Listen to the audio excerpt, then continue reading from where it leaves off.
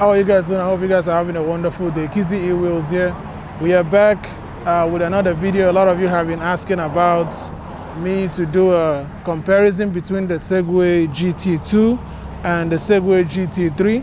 So today I have them both out here to do a comparison video for you guys as to like build quality and also the size comparison side by side. As you guys can see, there's a lot of difference between these two scooters. Even the way the front is, the suspension is pretty much almost the same, but you can see the way that this one is more angled towards the back than the one on the GT2 is more straight down. So side by side difference is very clear. Just the way that the design is here you can see the suspension is a little bit more visible and the GT2 is more kind of buried. The brake caliper pretty much looks the same. The stem is a little bit more different now, as you guys can see. The stem folding on the GT2 is way shorter. So, and it never goes all the way down to fold. So let's see here. We're gonna do like a folding comparison. So we'll pull this up, hopefully it still works. This is a scooter that people have been testing a lot. So pull this and it comes down. So the folding mechanism are still the same. It's just that as you can see on the GT2, it's really short. So it kind of just hangs off right there. But let's see this one. So this folds all the way more down. And I think there's a locking thing here, but I don't see it. Yeah, so there's still no locking mechanism that to lock it to the deck. The same as the GT2. But if you guys can look at side by side, when they're folded, this is shorter and this folds more into the deck to allow you to carry it into the car. So these are some things that you might be considering. A lot of people that take the scooters, the GT2, I know that most of them don't actually try to put it in the car. It's more of something that they just put it in their garage and they go. Now I think the GT3 will be much better for you to carry upstairs or even to put in your car. It will be much easier. I used to struggle a lot putting my GT2 in the back of a sedan. The GT3 might be a little bit more easier. It does feel heavy though. So let's look at the lengths, because I think the length is about the same thing. The length side by side, they are pretty much the same length. So it's not that big of a difference between the lengths. I'm trying to line them up much better for you guys, so you can see how much. Let's go from the top. You can see where that one stops, and let's go all the way to the front, and you can see where that stops. So there's some key differences between these scooters, but also very similar. Also, look at the tires. The GT2 tires are also way wider, as you guys can see closely. The GT2 tire is way wider. And of course, there's a difference in the light that's in the front. The new Segway lights that they're putting on all the scooters. And then you have the GT2 light, which is, I still like it. It looks like a robot light. This is also really nice. And of course, if you go to the side, you will see some of the key difference of the design between the two scooters. I'm just kind of walking you guys around for a full-size comparison. You guys have been asking me to Kizzy, do a video of the GT2 and the GT3. We want to see the comparison. Now it looks like somebody already broke the light on this. Someone already cracked the light on that. That's not nice. And of course the charging ports. You guys already know the GT2 have dual charging ports. That's right here. Right? And then the GT3 has only one charging port right here. So just showing you guys that suspension setup. A lot of people think that Segway did the suspension in the front really, really well. And a lot of scooter companies, they need to take some notes regarding this, because the way that they put the suspension in the front makes the scooter more stable when you're going over bumps. Other scooters, the way they have the suspension kind of makes it difficult, especially if you're going at high speed. Trying to see that suspension that's in the back. I think that's Jason. All right, so we got the suspension that's in the back, that's right there. I'm not sure if there's a suspension. Oh, there's a suspension in the back over here. Underneath this thing, it's a black one. I'm not sure how easy it is. It's not even adjustable. So it's not an adjustable suspension, but the GT2 has both adjustable suspension in the back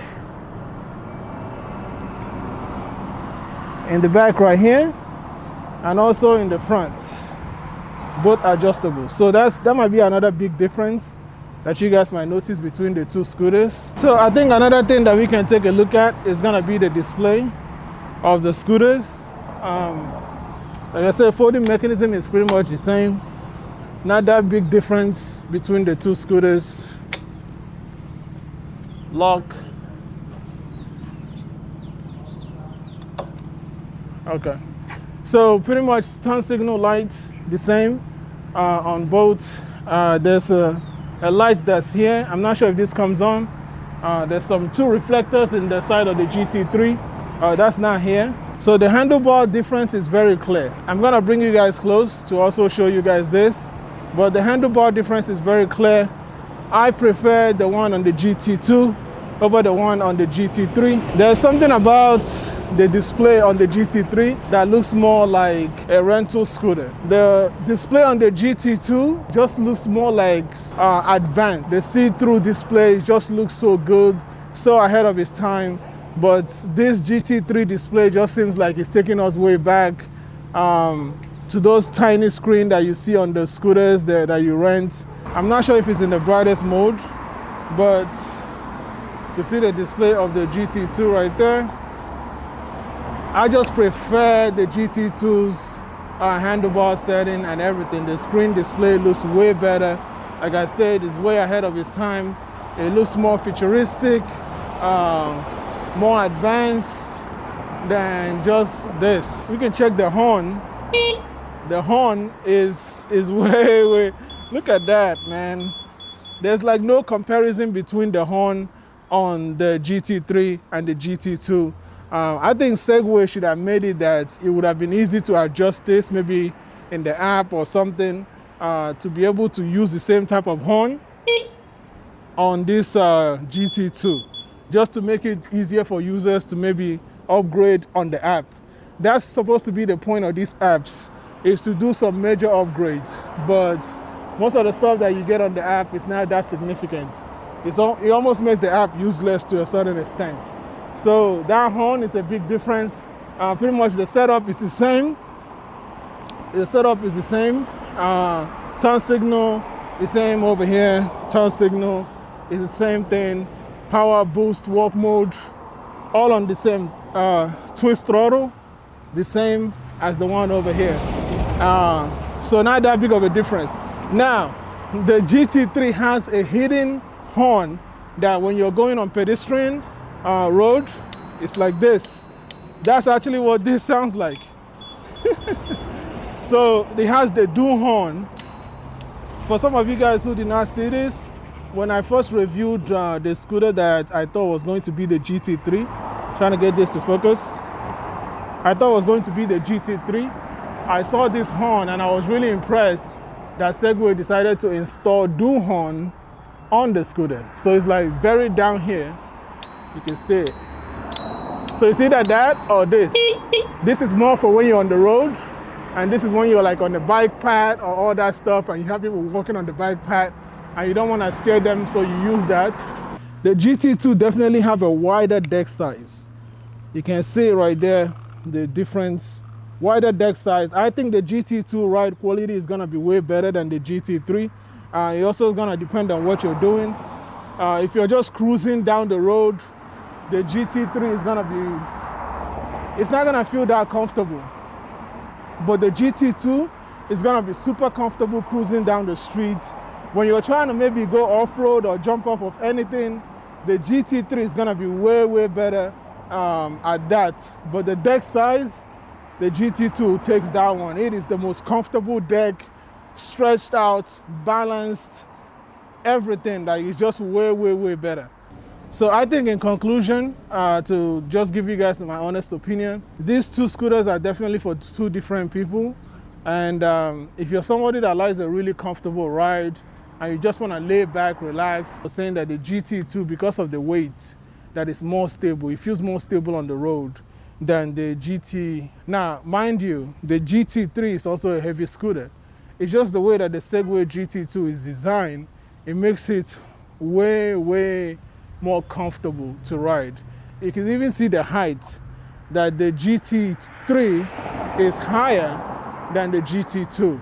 So there's like this comfortability when you stand on the GT2 and you just ride, it just feels so smooth, comfortable, and I don't think you get the same thing with the GT3. So there's a lot of things to consider, but if I'm on the market, if I see a GT2 for maybe $2,000 and I see this for $2,600, I might lean more towards the GT2 over the GT3.